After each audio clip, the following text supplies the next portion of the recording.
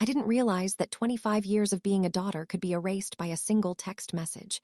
But when I saw the words, "Stay home, nobody wants you there," flash across my screen on the morning of my 25th birthday, the world I thought I knew just disintegrated. Most people spend their milestone birthdays surrounded by family and love, but my parents decided that my twin sister, Alina, was the only one worth celebrating, while I was an embarrassment they needed to hide. Have you ever been told by the very people who gave you life that your existence was essentially an inconvenience to their social standing? Am I the monster for what I did next, or would you have burned those bridges too? I need you to listen to how this unfolded, because what started as a small family gathering turned into a betrayal so deep it changed the trajectory of my life forever. To understand how we got to that text, you have to understand the dynamic of the Miller household. Being a twin is supposed to mean having a built-in best friend, but for me, it just meant having a constant yardstick to be measured against. Alina was the golden child, and I don't use that term lightly. She was the one who excelled at ballet, the one who married the high school quarterback, and the one who currently worked in high-end real estate. I, on the other hand, chose a different path. I'm a social worker. I spend my days in the trenches of the foster care system, wearing thrift store blazers and driving a 10-year-old sedan that rattles when it hits 60. My parents, Robert and Diane, are obsessed with optics. They live in a gated community where the height of your grass is a talking point at the country club, and they've always viewed my career choice as a personal insult to their legacy. They didn't want a daughter who helped the unfortunate. They wanted a daughter who sold multi-million-dollar condos to their friends. As our 25th birthday approached, I had been looking forward to it for months. A quarter century is a big deal, right?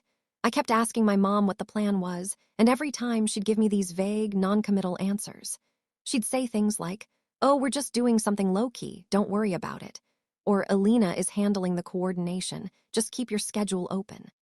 I figured they were planning a surprise party for both of us.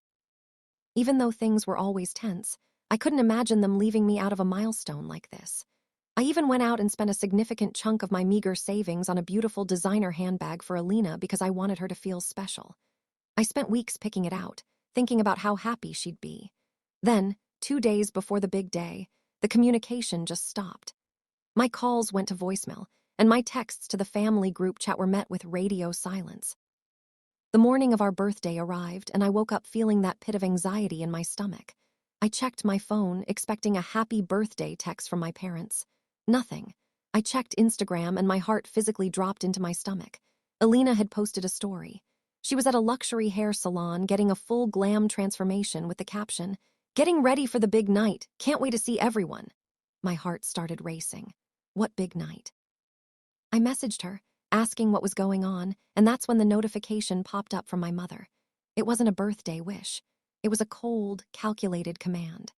"Stay home. Nobody wants you there.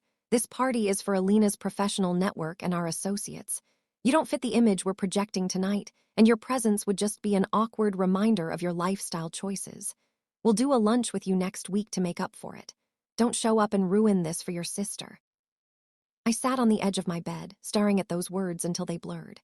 You don't fit the image. I was her daughter. I was Alina's twin. We shared a womb, for God's sake, and now I was being edited out of the family photo like a smudge on a lens. I spent the next 3 hours crying, but then the sadness started to morph into a cold, hard anger. I realized that for 25 years, I had been apologizing for being myself. I had been making excuses for their elitism. I decided right then that if I wasn't invited to the party, I was going to make sure it was a night they'd never forget. I knew exactly where the party was, the Grandview Estate Clubhouse. I also knew that my parents had invited their entire social circle, including the board members of the charity my father chaired. I got dressed. I didn't wear the appropriate attire. I wore my work clothes, the ones they hated. I looked like a person who actually works for a living. But before I left, I grabbed a folder I had been keeping in my desk for months. You see, being a social worker means I'm very good at navigating public records and following paper trails. My father had been bragging for years about the charitable donations his firm made to local youth centers. I had discovered, through a chance encounter with an auditor, that those donations were largely a front for a tax-dodging scheme, and the money never actually reached the kids. I had been sitting on this information, torn between family loyalty and my ethics. My parents' text that morning made the decision for me. So there I was, sitting in my car in the parking lot of the clubhouse, watching the valets park Mercedes after Mercedes. I saw my sister walk in wearing a dress that probably cost more than my car. I saw my parents beaming, shaking hands with the city's elite. I realized that this wasn't just a birthday party. It was a PR event for their perfect family. This is the moment where I really had to look at myself in the mirror. I had the power to blow their entire world apart. I could walk in there, hand over the documents, and watch the image they loved so much go up in flames. But I also knew there was no going back from that. Once I crossed that threshold, I was no longer their daughter in any capacity.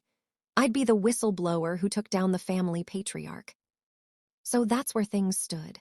I was at the breaking point, holding the match that could light their entire reputation on fire.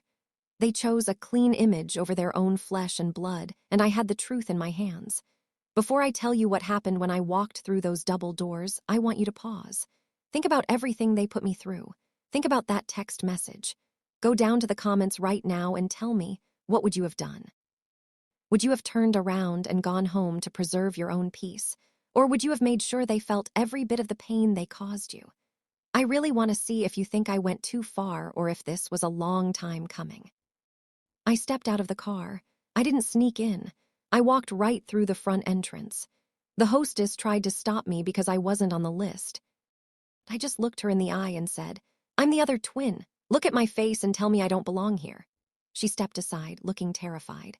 I walked into the ballroom and the music was playing, the champagne was flowing, and the room was filled with the smell of expensive perfume and hypocrisy. I saw my mother first.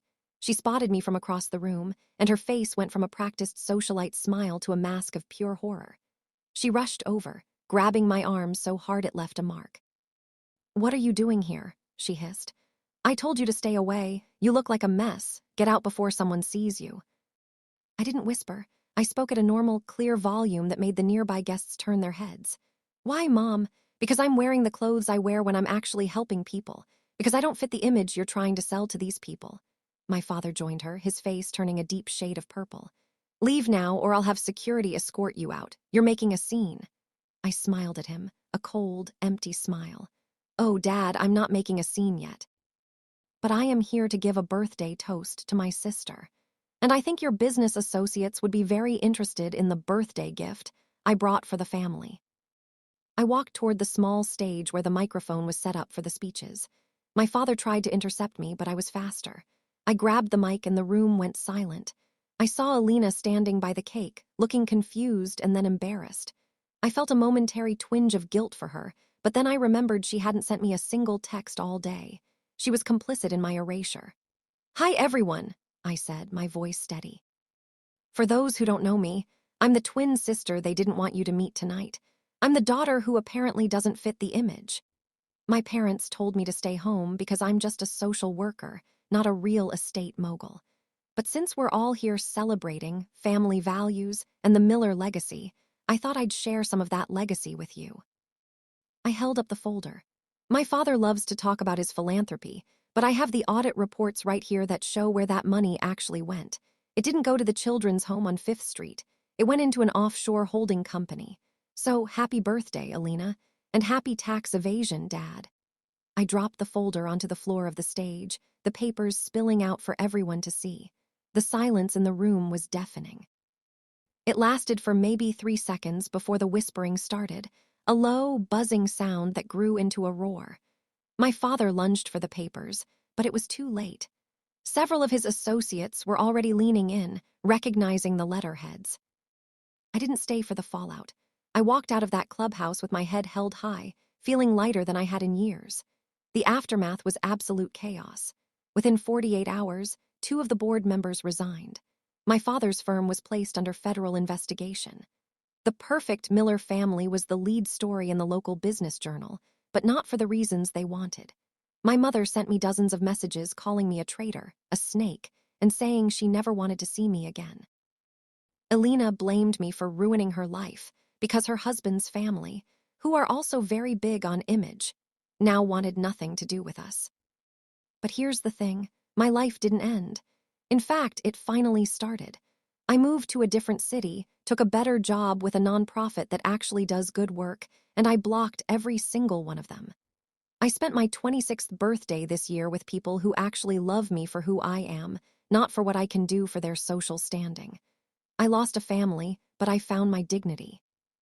My parents wanted me to stay hidden, but by trying to bury me, they only gave me the chance to grow into someone they can no longer control. Looking back, I realized that some bridges are meant to be burned so that you can't ever be tempted to cross back into a place where you aren't valued. It was a harsh lesson to learn on a 25th birthday, but it was the best gift I ever gave myself. They wanted a daughter who was a reflection of their vanity, and instead, they got a daughter who was a reflection of their truth. If you've ever been the black sheep, or if you've ever been told you're not enough, for the people who are supposed to love you unconditionally, just know that your value isn't defined by their narrow vision. Like this video if you think I was right to expose them, or if you think they got exactly what they deserved. Subscribe to the channel for more stories about people standing up for themselves against toxic families. And please, share your final thoughts on this whole mess in the comments section. I'll be reading them, and I want to know if you would have had the courage to drop those papers. I'll see you all in the next story.